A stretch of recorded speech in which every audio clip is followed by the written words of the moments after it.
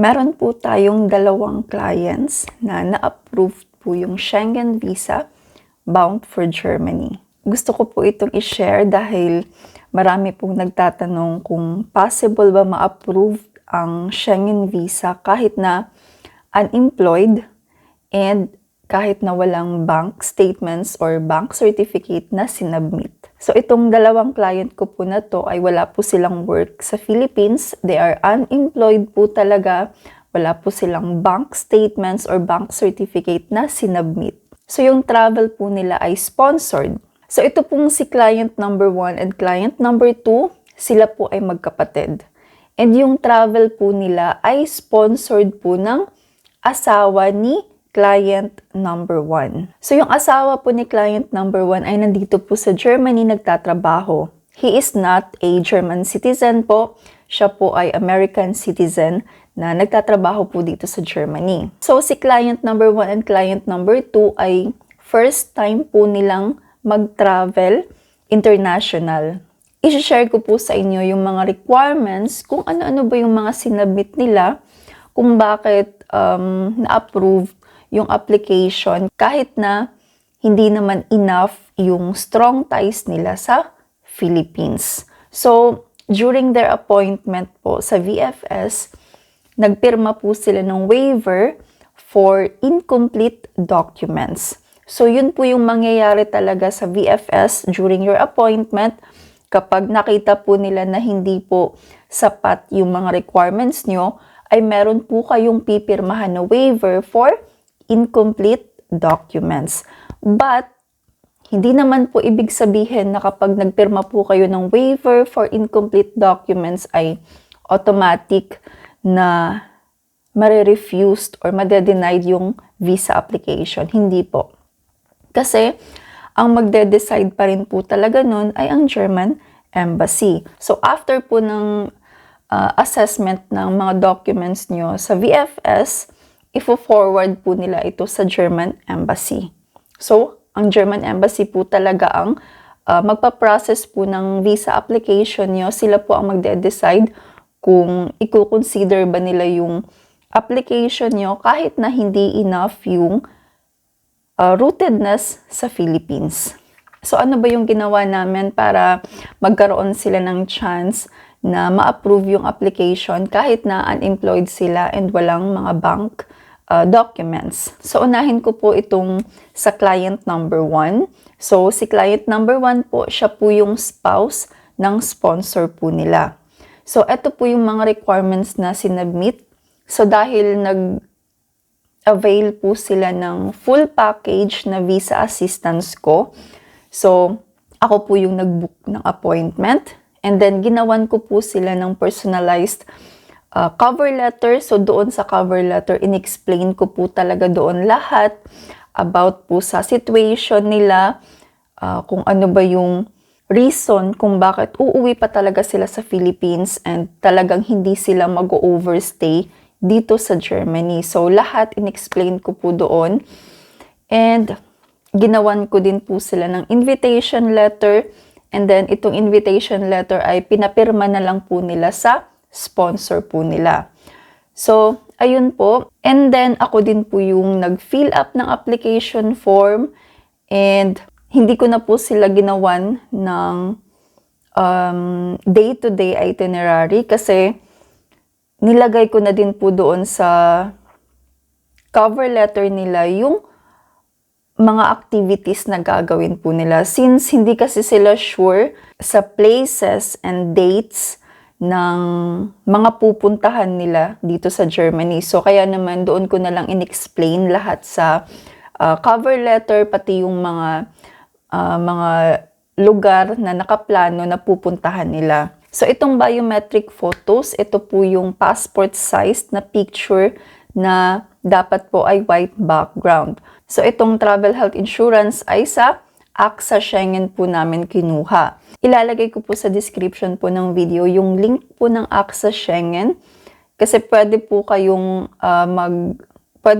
bumili ng travel insurance online sa AXA Schengen para po sa visa application nyo. So, ito po yung mga rootedness na sinubmit po ni client number 1. PSA-issued birth certificate po niya, PSA-issued birth certificate ng mga kapatid niya, PSA-issued marriage certificate ng parents niya, and then family pictures, notarized sworn affidavit to return to the Philippines, and then yung PSA-issued marriage certificate po nila ng asawa niya or ng sponsor. So, sa proof of sponsorship naman po, ito po yung mga requirements na galing sa sponsor, proof of employment, copy ng passport bio page or biodata page, passport page with stamps, formal obligation, affidavit of support and guarantee, and then signed invitation letter. Ako po yung gumawa nun, pero pinirmahan na lang po ng sponsor. So, yun po lahat yung requirements na sinubmit ni client number 1. So, ngayon, si client number 2 naman po, siya po yung kapatid ni client number 1. And yung sponsor niya po ay yung asawa ng kapatid niya. So, ito po yung mga requirements na sinubmit niya. The same po yung appointment letter, cover letter. Ako po yung gumawa, original passport and copy ng passport bio page, biometric photos, and then application form. Ako po yung nag-fill up, and then flight itinerary or flight reservation. Ako din po yung nag-provide. And then travel health insurance. Sa AXA Schengen po sila bumili ng travel insurance. And then ito po yung rootedness ni client number 2. So, nag-submit po siya ng PSA-issued birth certificate niya. And then, PSA-issued birth certificate ni client number 1 and yung iba niyang mga kapatid. And sinama niya din po sa application niya yung PSA-issued marriage certificate po ni client number 1 and ng sponsor. And then marriage certificate ng parents niya, family pictures, and notarized sworn affidavit to return to the Philippines. Yung rootedness po nila ay family ties. Wala na pong iba. And then sa proof of sponsorship naman po ay the same din po doon sa kay client number 1. Proof of employment ni sponsor, passport biodata page, formal obligation, copy ng affidavit of support and guarantee, and signed invitation letter. So, yun lang po yung mga requirements na sinubmit po nila. So, ito pong si client number 2, dahil siya po ay unemployed, in-explain ko pa rin po doon sa cover letter dahil nga siya po ay graduate po siya ng Bachelor of Secondary Education, and nilagay ko po doon sa cover letter na she is planning to take licensure examination this year. So, sinama ko po talaga yun para at least alam ng German Embassy yung plano niya after ng visit niya dito sa Germany. So, kahit na wala siyang sinubmit na proof about it, wala kaming sinama na any proof about sa educational background niya, ay okay lang din naman. At least na-explain namin sa cover letter sa mga plano niya. And then of course, ayun nga, dinagdag ko doon yung family ties talaga kung bakit uuwi pa siya ng Pilipinas.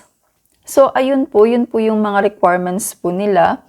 Ang masasabi ko po talaga ay kahit na unemployed po tayo or wala po tayong bank documents, ay possible po talaga na ma-approve as long as ma-explain po talaga natin ng mabuti sa mga letters po natin, and make sure na yung mga documents niyo po ay mag-match po talaga lahat. Yung mga application form, dapat ay tama po talaga yung pag-fill up nyo, and then yung mga invitation letter, yung mga documents na galing po kay sponsor, dapat po ay updated and dapat ay hindi fake, of course. Dapat kung hanggat maaari ay original po talaga yung mga documents na galing kay sponsor. And of course, dapat si sponsor ay meron po talaga siyang enough na financial means to support your travel. Kasi kahit na i-provide niyo po yung mga requirements na sinubmit ng clients ko, and then makita po ng German Embassy na hindi po enough yung financial means ng sponsor, ay possible pa rin po talaga na hindi kayo ma-approved. So, ganun lang po yun. Magdedepende lang din po talaga ang German Embassy or any embassy sa financial means ng sponsor. So kahit na sabihin niyo po na unemployed kayo or walang work, walang source of income, walang bank documents, dapat meron po tayong family ties. Hindi porket sabihin natin na wala, unemployed ako wala akong work, ganon. So, na hindi na kayo sasubmit talaga ng any rootedness. Kailangan pa rin po talaga na meron kayong rootedness like yung family ties. So, meron akong video about sa strong ties, kung ano-ano ba yung mga pwedeng isubmit para sa visa application nyo. So, hindi lang yung family ties, hindi lang yung employment, meron pa pong ibang pwedeng isubmit as strong ties. Panoorin nyo po yung video na yun para meron po kayong idea.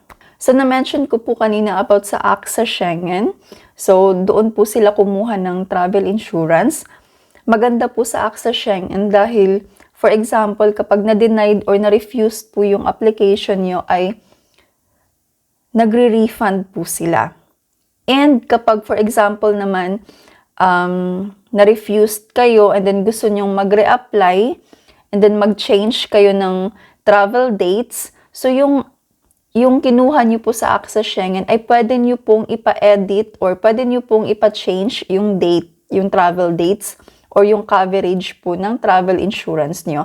As long as kailangan mapa-change nyo po yung date po sa travel insurance nyo before po mag-start ang coverage ng travel insurance. Kapag nag-start na po yung coverage ng travel insurance ay hindi na po pwedeng i-refund and hindi na rin po pwedeng i-change yung date. So, kailangan kung gusto nyong mag-request po ng refund ay dapat before po talaga mag-start yung coverage ng travel insurance.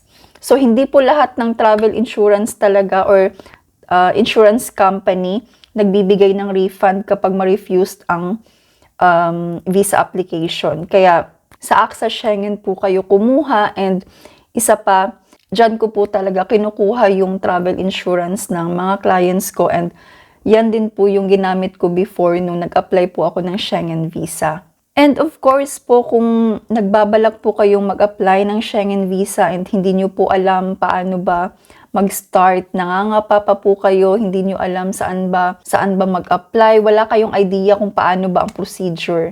So, nandito lang po ako, nag-o-offer po ako ng assistance and i-guide ko po kayo from your visa application hanggang sa makalipad po kayo papunta sa destination nyo po. So, kung gusto nyo pong mag-avail, i-message nyo lang po ako. Ilalagay ko po sa description po ng video yung mga link kung saan nyo po ako pwedeng i-contact. And of course, pwede po kayong mag-comment dito. Kung meron po kayong mga questions, kung meron po kayong gustong i-share po sa akin ng mga experiences sa visa application and sa Philippine immigration or sa immigration sa ibang bansa, pwede nyo pong i-share sa akin. And syempre, kung meron po kayong mga questions or clarifications, i-comment nyo lang po. Thank you po for watching. Bye-bye!